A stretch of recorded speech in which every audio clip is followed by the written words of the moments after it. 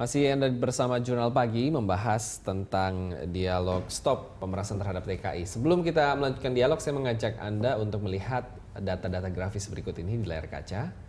Kita lihat bersama-sama, ini adalah modus pemerasan TKI. Antara lain para sopir taksi memaksa menukarkan uang di money changer yang menjadi komplotan mereka. Lalu sopir taksi juga memaksa singgah makan di warung komplotan mereka. Ada juga ditemukan porter yang mengutip biaya untuk Rp50.000 per kilogram. Nah, ini adalah modus-modus yang ada. Selanjutnya kita lihat juga ada dijanjikan melewati prosedur BNP 2 TKI dengan membayar sejumlah uang, dan begitu keluar bandara biasanya diintimidasi, dipaksa naik angkutan yang disediakan calo. Juga adanya paksaan membayar ongkos tambahan sampai dengan Rp2 juta terhadap TKI. Seperti itu. Nah, Pak Gatot, terlebih dahulu kita lanjutkan. Bagaimana modus-modus pemerasan seperti itu memang ada, Pak? Saya kira ada. Saya kan tidak tahu persis ya. Saya kira ada, dan saya dengar di media-media itu ada kan gitu ya.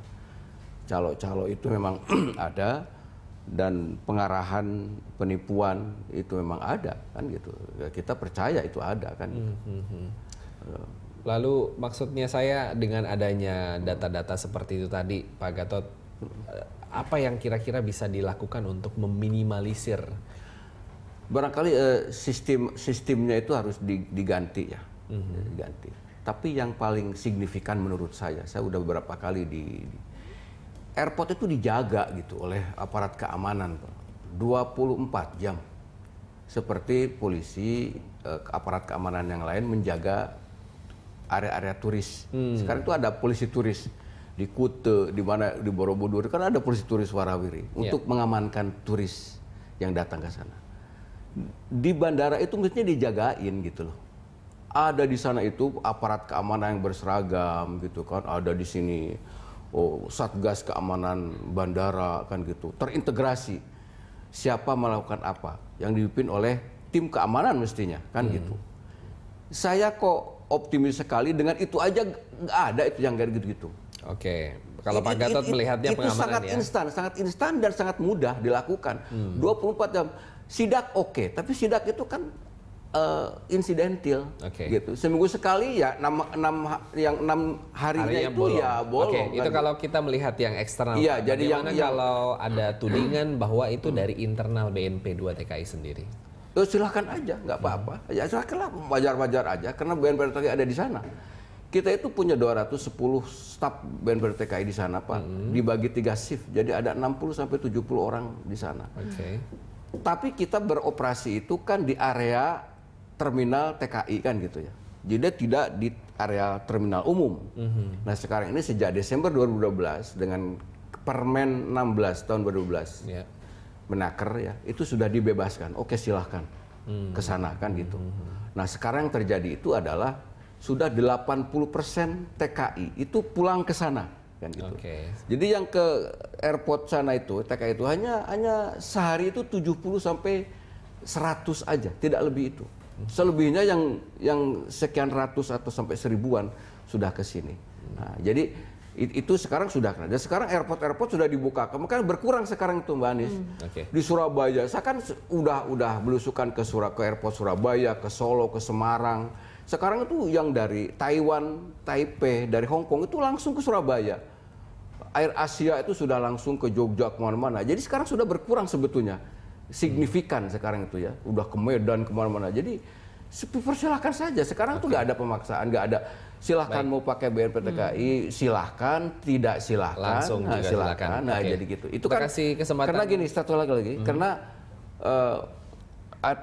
pelayanan pos pelayanan itu adalah amanat undang-undang. Jadi di sini disebutkan pasal 66 Undang-Undang 39 tahun 2004, pemerintah wajib menyediakan pos-pos pelayanan di pelabuhan pemberangkatan dan pemulangan TKI yang dilengkapi fasilitas yang memenuhi syarat.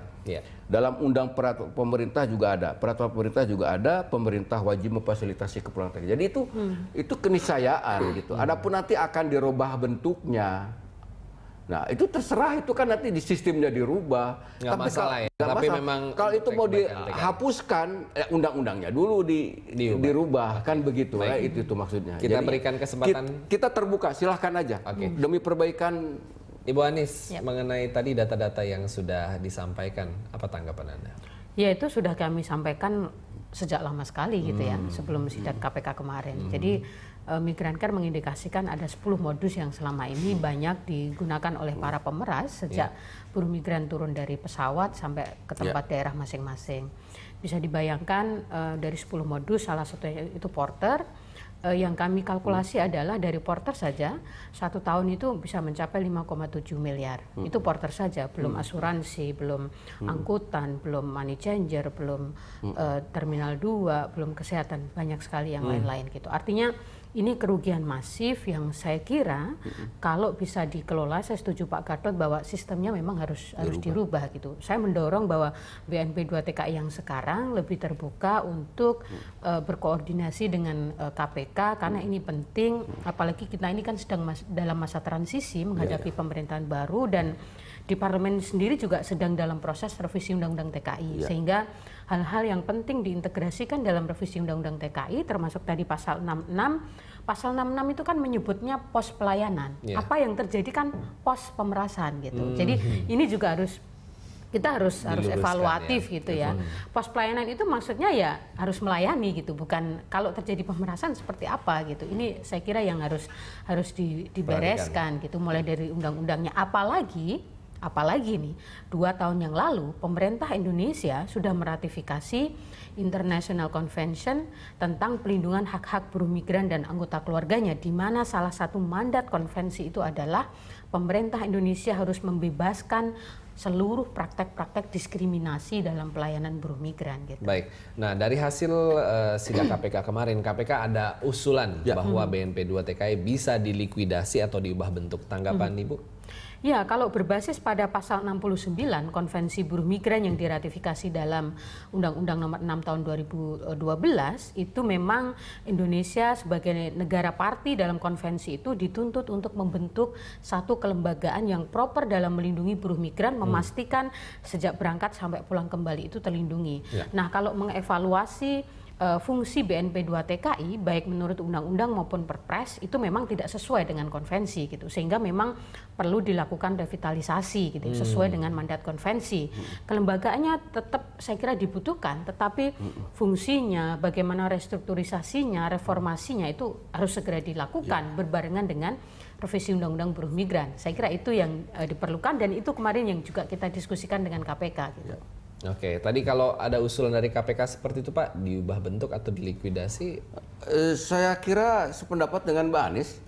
Jadi silakan saja untuk kebaikan masyarakat, melindungi TKI, ya dirubah bentuknya, mau dititipkan kemana, tapi fungsinya ya lembaga itu harus diperkuat. Jadi bukan dihapuskan malah. Revitalisasi itu. Apakah namanya jadi apa, ditempelkan ke kementerian mana, itu lain cerita. Karena BNPTKI sekarang itu kan sudah established ya.